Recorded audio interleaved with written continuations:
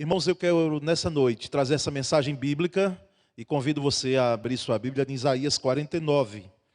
E embora o versículo 15 é o versículo foco da pregação, eu lerei a partir do versículo 1 e peço que você acompanhe essa leitura na sua Bíblia, se possível deixe a Bíblia aberta, porque nós traremos a mensagem bíblica baseada nesse texto. Isaías 49, a partir do versículo 1. Isaías 49, a partir do versículo 1. Eu lerei a nova versão internacional aqui de púlpito.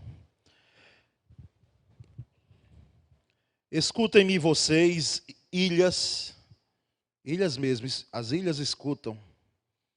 Ouçam vocês, nações distantes. Antes de eu nascer, o Senhor me chamou. Desde o meu nascimento, Ele fez menção de meu nome. Ele fez de minha boca uma espada afiada na sombra de sua mão. Ele me escondeu, Ele me tornou uma flecha polida e escondeu-me na sua aljava. Ele me disse: você é meu servo, Israel, em quem mostrarei o meu esplendor. Mas eu disse: tenho me afadigado sem qualquer propósito. Tenho gasto minha força em vão e para nada. Contudo, o que me é devido está na mão do Senhor, e a minha recompensa está com o meu Deus. E agora o Senhor diz: aquele que me formou no ventre para ser o seu servo, para trazer de volta a Jacó e reunir Israel a ele mesmo, pois sou honrado aos olhos do Senhor, e o meu Deus tem sido a minha força. Ele diz: é coisa pequena demais para você ser meu servo, para restaurar as tribos de Jacó e trazer de volta aqueles de Israel que eu guardei.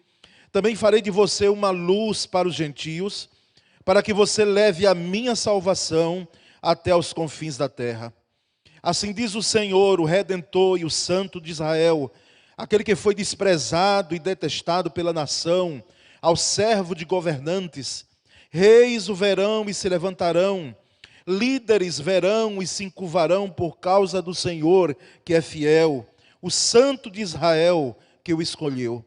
Assim diz o Senhor: no tempo favorável eu lhe responderei, e no dia da salvação eu o ajudarei.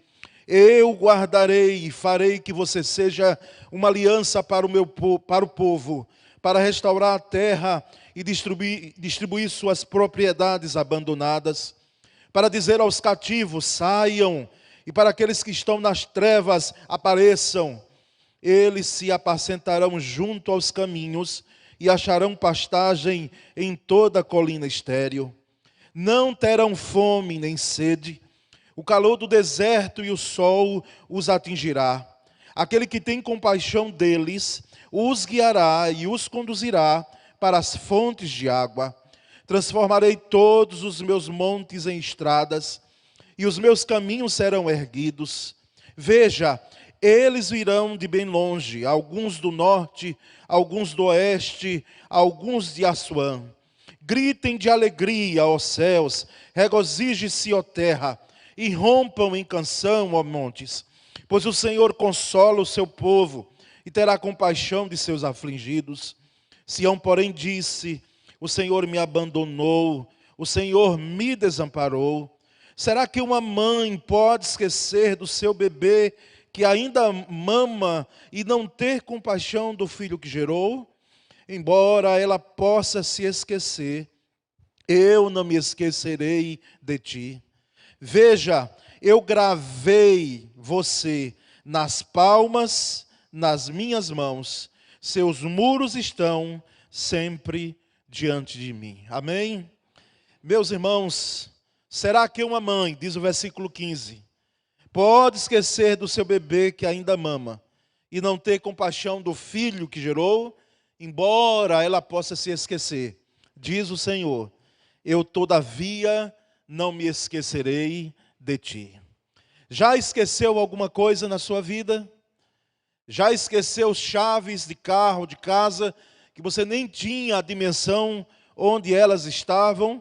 E procurou, e procurou, e reprocurou, E se ela fosse uma cobra, quem sabe ela tinha te mordido, porque você passou, não sei se é o seu caso, como acontece comigo e com a grande maioria das pessoas. Nós passamos bem perto daquilo que procuramos, que perdemos e às vezes não encontramos. Dificilmente, com muito esforço, chegamos a encontrar. Já perdeu carteira com documentos? Já perdeu os óculos, não sabia onde ele se encontrava, quem sabe até deixou na igreja? Já foi ao supermercado e fez, de fato, uma lista, mas sabia que só precisava comprar uma coisa. E o que você acabou esquecendo foi justamente aquilo que você saiu para comprar. Comprou de tudo, menos aquilo que você tinha dito que precisava dentro de casa. E você não é o único. Porque se aconteceu alguma coisa dessas aqui que eu falei com você, isso acontece com bilhões de pessoas em todo o mundo. Isso acontece com a grande maioria, se não com todos que estão aqui e os que nos acompanham também pela internet. Bem-vindo ao mundo dos esquecedores, não é? Bem-vindo mesmo. E, irmãos, para o neurocientista Ivan Esquerdo, diretor do Centro de Memória da PUC do Rio Grande do Sul, e autor do livro A Arte de Esquecer, ele diz que esquecer faz parte de uma memória saudável. Você talvez esteja admirado como eu fiquei admirado também quando li, né? Buscando recursos, como o pregador faz para poder trazer, enxertar com a mensagem bíblica, né? Faz parte de uma memória saudável. Porque eu já esqueci coisas em minha vida que eu disse, meu Deus, eu estou ficando muito sério na minha memória. Quem sabe algo está se aproximando de mim, muito sério, não é? Mas isso faz parte, em certa medida, de uma memória saudável, segundo a neurociência, pastor Messias, que é a área que você tem se debruçado aí, não é? E isso acontece, irmãos, porque o cérebro limpa. Eu estou falando aqui, não estou falando de cátedra porque não é minha área, mas estou falando, seguindo essa autoridade, não é, da PUC do Rio Grande do Sul. Segundo a neurociência, isso é um mecanismo de limpeza do cérebro. Isso de esquecer algumas coisas. Se tudo ficasse na nossa cabeça, tudo, você imagine, não é? E pega aí a quantidade de anos que você tem, e de onde você lembra na mais tenra idade. Dificilmente a gente lembra coisa de 2 anos de idade, 3 anos de idade. Mas com 4 é possível que alguém aqui já diga, eu lembro sim. A partir de 4 anos de idade, 5 anos de idade, ou um pouquinho menos, aí, algo bem variável nessas idades, nós já começamos a lembrar, mas lembramos de aspectos pontuais. Eu particularmente lembro quando nasceu minha primeira sobrinha, em 1973. Eu fui tio com 6 anos de idade. Lembro daquilo ali, mas não lembro os detalhes. E assim somos nós. Mas, meus queridos, se ficasse tudo isso na nossa cabeça, todas as informações, todas as imagens que recebemos, a nossa cabeça não ia aguentar do tamanho de entulhos de informações que nós temos segundo a neurociência. Afinal, para que saber onde você guardou, ou onde você colocou, aliás, o seu carro, para você vir ao culto domingo passado? Você lembra? É possível que alguns aqui lembrem, porque você costumeiramente estaciona no mesmo lugar. Mas para que lembrar disso? Basta que você lembre onde você colocou hoje, para que você saia daqui e não faça como eu fiz um domingo desse, há uns anos atrás, que eu saía, acionava o carro, acionava, e ele não abria. Um carro igual ao meu. Eu disse, meu Deus, está quebrado, tem que chamar Ninho, porque só ele vai destravar esse alarme aqui. E acionei por um tempo, e Sônia e Poliana esperando. Isaac, para mim parece que não era nascido nesse tempo. E eu acionava, depois, claro, por muito tempo. É que eu notei que tinha um selo da Polícia Civil, e eu não sou policial civil. Tinha um selo lá, e eu digo, o carro era igual, eu não vi placa nenhuma, só que era igual, cor igual, tudo igual. E eu não lembrava, não tinha botado o carro. Não é? E elas tinham vindo depois, e eu vim só, e eu não sabia, não lembrava. Aí quando eu vi o selo, eu disse, não precisa mais chamar Ninho. Já sei o grande segredo. Esse carro não é o meu. E eu tinha esquecido. Meus irmãos, o importante de fato, nesse texto, e eu conto essa história toda de esquecimento, para dizer que Isaías, profeta Isaías, usa a figura da mãe. Esse dia que é comemorado, toda a comunidade, toda a sociedade, comemora o dia da mãe. Nada há de mais precioso para uma mãe que o seu próprio filho, ou os filhos. Nós, maridos, esposos, nós já sabemos disso, não é? As esposas nos amam, mas os filhos, elas amam e amam, né? Amam mesmo. E é natural que isso ocorra.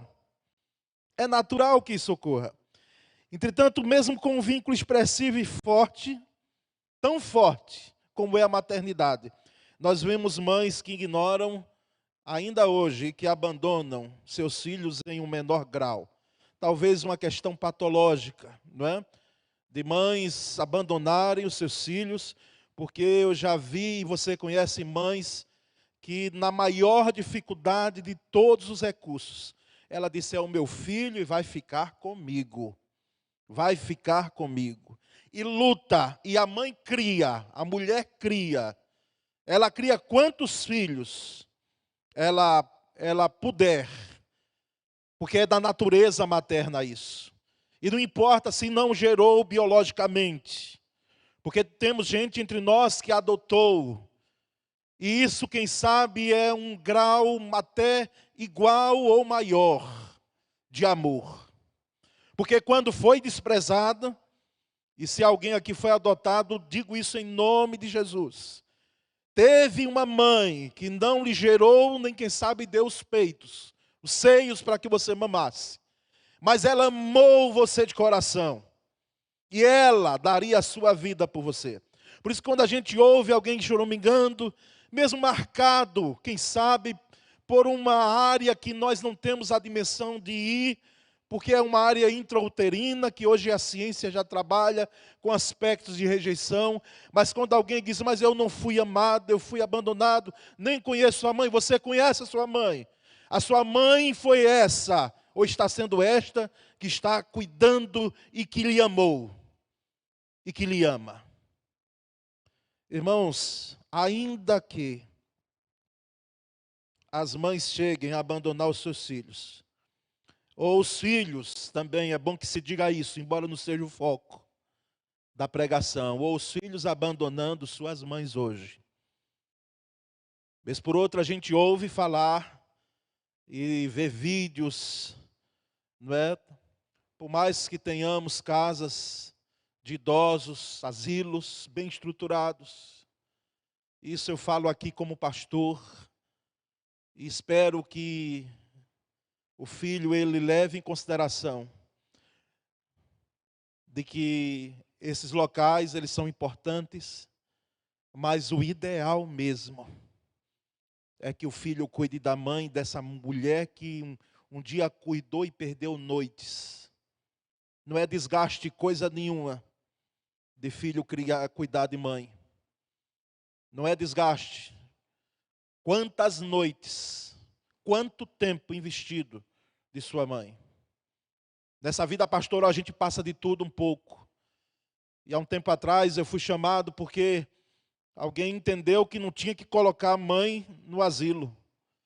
Mas a esposa já cuidando dela, e eu também considero isso. Eu entendo que não é fácil, porque só cuidando é que você sabe como dói. Principalmente ligado à questão de Alzheimer, que você adoece com a pessoa, e de outras doenças. Mas aí fui chamado e todo pastor devia ter um curso de especialização em conciliação, porque a coisa estava feia, irmãos. Feia mesmo. Mas Deus nos deu graça e sabedoria para poder dizer uma coisa a um e dizer uma coisa a outro, não é? Mas a mãe ficou dentro de casa, porque eu já saí decidido de trabalhar isso. Porque, irmãos, não se pode conceber hoje filhos abandonando mãe. E às vezes não coloca no asilo, mas coloca no asilo do coração, que é o pior, quem sabe. Colocam no asilo do coração. Mas vamos em frente, porque como disse, esse não é o foco da pregação. Ainda que sejamos abandonados, até pela nossa mãe, que é algo assim improvável. Mas bote esse improvável com letras garrafais. É algo improvável que uma mãe abandone seu filho. Mas ainda que, diz o profeta Isaías, uma mãe chegue a abandonar o seu filho. Aí ele traz uma palavra, Isaías é o profeta, que ele é levantado por Deus, ele é chamado por Deus, justamente para trazer não apenas uma palavra de vaticínio a Israel, não é? Mas também já poder trazer a Israel uma palavra de restauração, de consolo, de conforto àquele povo que estava diante de um cativeiro iminente. Ele diz, ainda que uma mãe se esqueça de seu filho, todavia, Israel, eu não me esquecerei de ti. Eu não me esquecerei de ti. E cabe aqui, irmãos, uma elucidação rápida do texto. Aproximadamente, Isaías, ele profetizou cerca de 600, 700 anos antes de Cristo. Os estudiosos dizem que isso aqui ocorreu ao seu chamamento no ano 740 antes de Cristo. Na morte do rei Uzias, quando ele entra lá no capítulo 6 do seu livro, ele relata essa experiência marcante, quando ele entra no templo para adorar ao Senhor, e ele tem aquele comissionamento, aquele chamamento, a quem enviarei, quem há de ir por nós? Isso mais ou menos 740. E ele exerceu o seu ministério profético por 40 anos, ministério profético longo, levando em consideração o ministério profético de João Batista, que foi de quanto tempo, quem lembra? Apenas de 6 meses, João Batista. Rapidinho. Mas Isaías teve esse tempo de profecia, de ofício profético, de 40 anos, numa época de crescente ameaça, em que o povo assírico estava se aproximando para invadir o reino do norte, que era o reino de Israel. E ele profetiza justamente nos reinados de Jotão, de Acás e de Ezequias. E provavelmente, os seus últimos 8 anos de sua vida, já quase aos 92 anos de idade, ele profetiza também no reinado de Manassés, que foi um rei bom ou foi um rei ruim? Quem é que lembra? Foi péssimo, terrível, a ponto de a tradição bíblica atribuir a Manassés a ordem de cerrar Isaías ao meio, e isso nós podemos perceber lá em Hebreus, no capítulo 11, naquela série dos heróis da fé, quando é citado que alguns heróis da fé foram cerrados ao meio, a tradição bíblica diz, aliás, a tradição, né? Porque na Bíblia você não vai encontrar isso tão detalhado, diz que Isaías foi cerrado ao meio já em avançada idade. Mas, irmãos, é interessante os capítulos anteriores aos que nós lemos, do capítulo 40 até o capítulo 48, fala justamente da queda da Babilônia, através da libertação por Ciro.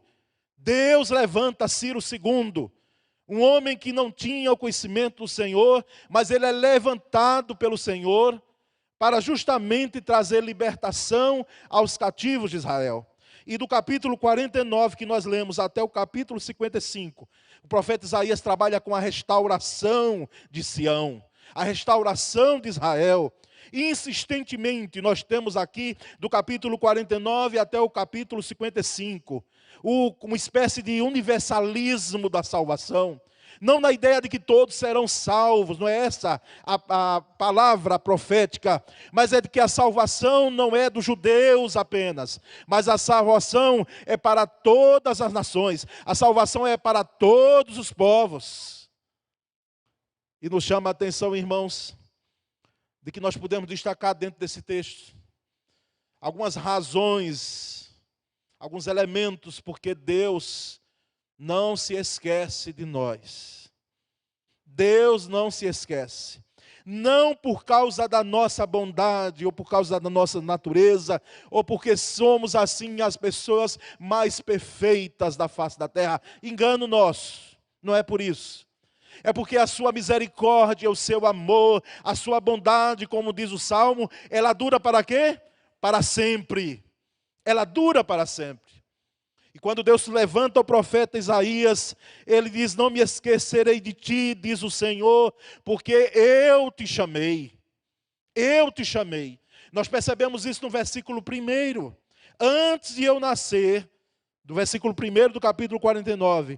Antes de eu nascer, o Senhor me chamou. Desde o meu nascimento, Ele fez menção de meu nome. Deus nos chamou. Deus nos conhece mais do que nós mesmos. O Salmo 139 é um poema lindo, mas é uma profundidade enorme, irmãos, do conhecimento da onisciência de Deus em relação a nós. Porque Ele nos conhece. E Ele nos chamou. É impressionante que durante toda a história da humanidade, Deus já tinha o seu olhar voltado para mim e para você. Por isso que não é em vão que você conheceu a Cristo Jesus, o Redentor de todas as nações. Porque Ele nos chamou. E esse chamamento dEle também é evidenciado através da ação da mão dEle. Por isso que nós podemos destacar aqui, Deus diz, não me esquecerei de ti, porque Ele te esconde na sombra da mão dEle. Veja o que é que tem aí no versículo 2. Na sombra de sua mão, Ele me escondeu. Aleluia! E nós lembramos do Salmo 91. Salmo 91, no versículo 1. Aquele, vamos dizer juntos? Aquele que habita no esconderijo do Altíssimo, a sombra do Onipotente descansará. Sabe o que significa isso, irmãos? Sobre a mão do Senhor, a sombra da mão do Senhor, é que essa mão, metaforicamente, porque de fato Deus não tem mão, Ele é ser espiritual, mas Ele faz com que nós possamos entender que a graça dEle, a proteção dEle, a sombra que Ele faz sobre nós, é algo maravilhoso, justamente quando o sol é mais escaldante. Nós estamos debaixo da sombra de sua mão, por isso que Ele não nos esquece. Por graça e misericórdia dEle, a mão dEle está estendida para mim e para você em todo o tempo. Em todo o tempo, seja na luta, seja na alegria, seja nas provas, seja nas dores, seja nos vales, seja nos montes, seja onde for, o Senhor está conosco e a sua mão está estendida e nos faz sombra, porque Ele existe. Porque nós não somos expertos em física, mas nós sabemos que no vácuo não tem sombra coisa nenhuma. Só existe sombra porque existe o objeto. Só existe sombra porque existe o que é real. Debaixo da mão, da sombra da mão dEle. Por isso que Ele disse que não esqueceu de você. Não me esquecerei de ti, diz o Senhor, porque Ele tem sido a sua força. Versículo 5, e o meu Deus tem sido a minha força. Onde é que você tem buscado força? Você pensa que a sua força está nas suas habilidades para poder resolver as questões? Você pensa que a sua força, quem sabe, está na sua habilidade de argumentos? Isso tudo é importante em determinadas situações. Ou você acha que a sua força está na força física, nessa estrutura que nós temos tão débil, que nós estamos em pé hoje e por um momento sequer, que no estalar de dedos, nós não somos mais nada, porque a nossa vida é efêmera, é passageira, ela é nada, ela é pó, como diz a própria Escritura. Mas louvado seja Deus, porque aquele a quem o Senhor não esquece, tem a sua força firmada no Senhor. Ele tem sido a minha força. Nos momentos, irmãos, mais cruciantes da nossa vida, nós precisamos buscar fortalecimento no Senhor. Fortalecimento no Senhor. A nossa força advém do Senhor. A nossa força advém do Senhor.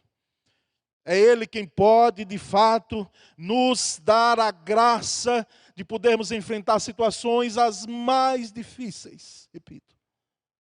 Quando nós temos o Senhor como força. Não me esquecerei de ti, diz o Senhor, porque Ele te chamou para ser agente de salvação, ferramenta de salvação, um canal de salvação para os povos. Versículo 6 diz, para restaurar, Também farei de você uma luz, para que você leve a minha salvação. Deus nos escolheu.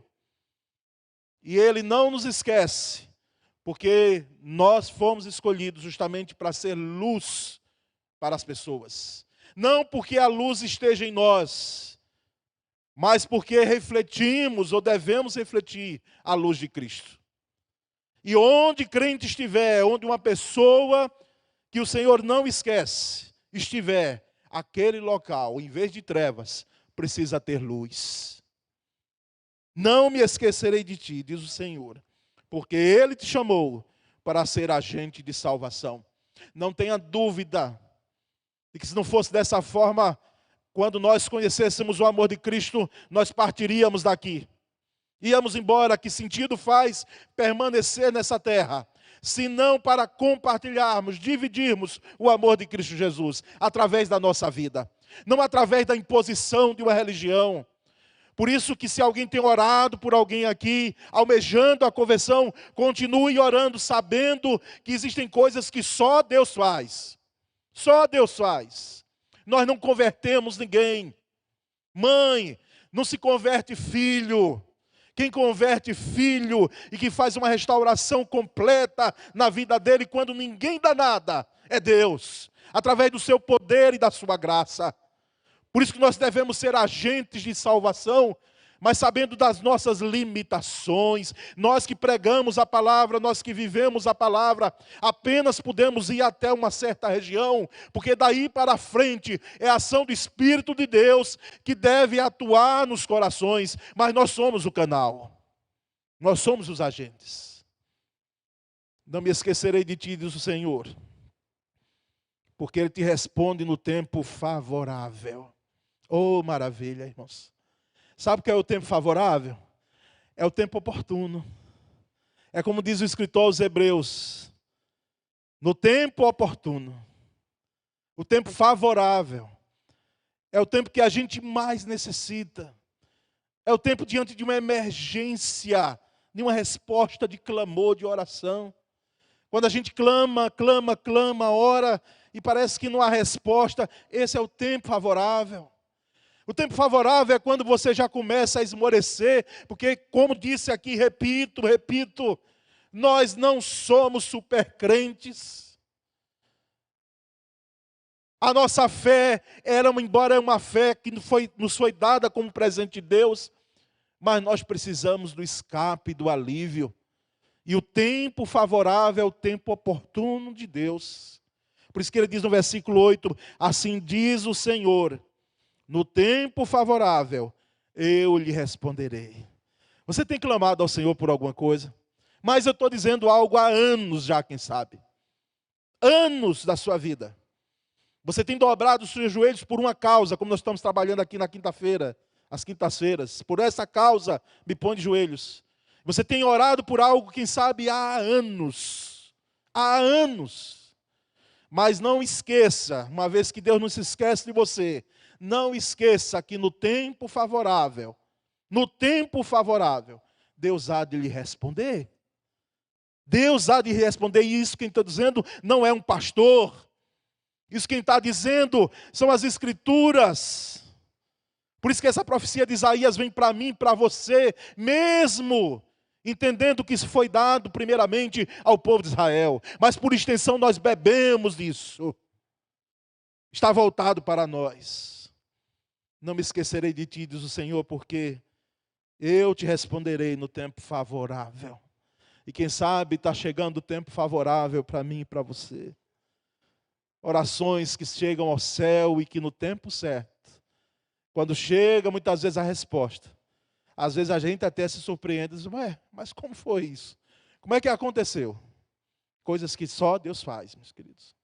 Só Deus faz.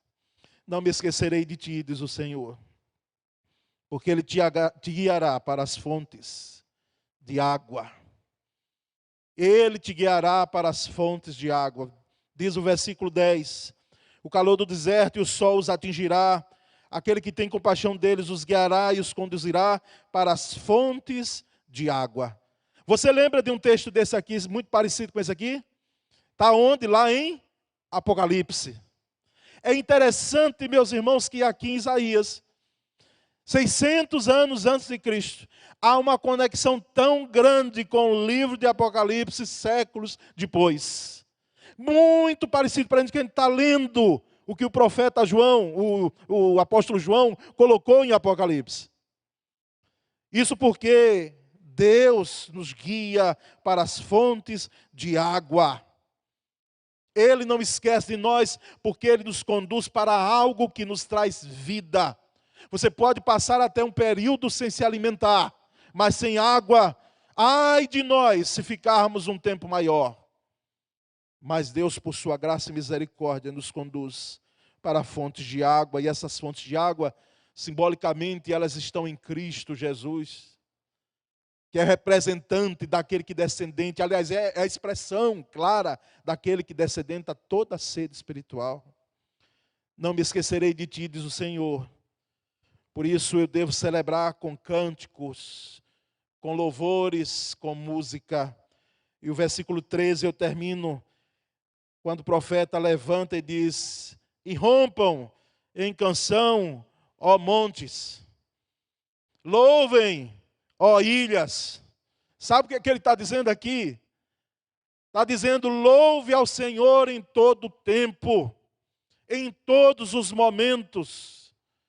Porque aqui não é a realidade as ilhas e os montes que cantam, mas aqui é a expressão clara do povo de Sião, dos montes, o povo que vivia nos montes, o povo que vivia desgarrado em situações, às vezes diversas do povo de Israel, em perseguições, principalmente em tempo de juízes, e que Deus já tinha em mente trabalhar com esse povo, mesmo depois de um cativeiro, para que o louvor, a adoração, o canto pudesse ser evidenciado. Não me esquecerei de ti, diz o Senhor, por isso celebre com cânticos. Eu não sei se você sabe, mas se não sabe, vai saber. E se já sabe, vai saber mais ainda. Tem alguém que quer calar o seu canto, a sua voz de louvor. E nós já sabemos que Satanás, o propósito dele é isso. Por isso que ele faz com seus ardis, procura de todas as formas que silenciemos o nosso louvor, silenciemos a nossa adoração. Às vezes em momentos difíceis, quando pensamos que Deus se esqueceu de nós, às vezes não dá nem vontade, humanamente falando, de cantar nada e nem de orar. Mas justamente no período como esse, o profeta Isaías diz: irrompam em canções, louvem em todo o tempo. E é claro que como Sião, como Jerusalém, como Israel, aliás, nós falamos, quem sabe, o Senhor nos abandonou, como diz no versículo 14. O Senhor nos desamparou. Quem aqui já não pensou sobre isso?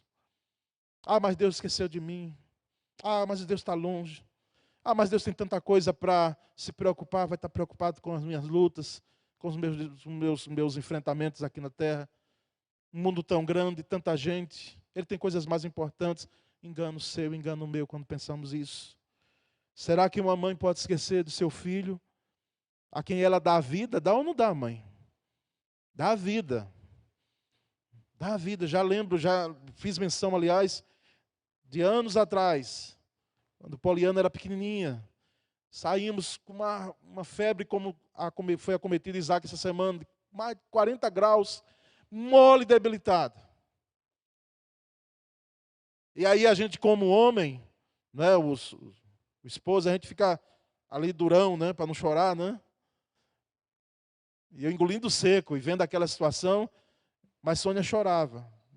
No tempo não tínhamos carro, fomos de táxi para a urgência. E ela disse: oh meu Deus, não foi isso, Sônia? Você que está me vendo aí pela internet agora? Oh meu Deus, antes fosse comigo. Antes fosse comigo. E qual foi a mãe que nos já disse isso? Meu filho, eu daria a minha vida por ti. Tem coisa em cemitério que quando a gente for sepultar os nossos irmãos, ou alguém, pare um tempinho para você sair lendo as lápides. Eu faço isso. Faço isso costumeiramente. E uma vez em um dos cemitérios aqui, depois do sepultamento, saí um pouquinho e fiquei lendo o que é que tinha escrito. E tinha uma lapidazinha lá, dizendo a foto do menino. E certamente a mãe colocou, disse: meu filho, eu viveria tudo de novo por você. Eu viveria tudo de novo. Você foi minha razão de viver. Algo assim que tinha lá. Viveria tudo. Ainda que uma mãe, essa mãe que não esquece do filho em hipótese alguma, se esqueça do seu filho, da sua cria, de alguém que ela gerou e que tem um amor que vai muitas vezes para o túmulo, aquilo ali. Todavia, diz o Senhor, veja que coisa maravilhosa. Eu não me esquecerei de ti, diz o Senhor. Eu não me esquecerei de ti, diz o Senhor. Por isso, nessa noite, se em algum momento na trajetória deste ano, ou dos momentos que você está vivendo, você pensa que Deus lhe abandonou, saia daqui plenamente consciente de que Deus não lhe abandonou coisa nenhuma. Quem sabe foi você, quem sabe a sua visão limitada, terrena, ofuscada pelos problemas da vida, porque a palavra para você é que Ele não esqueceu, Ele jamais esquece.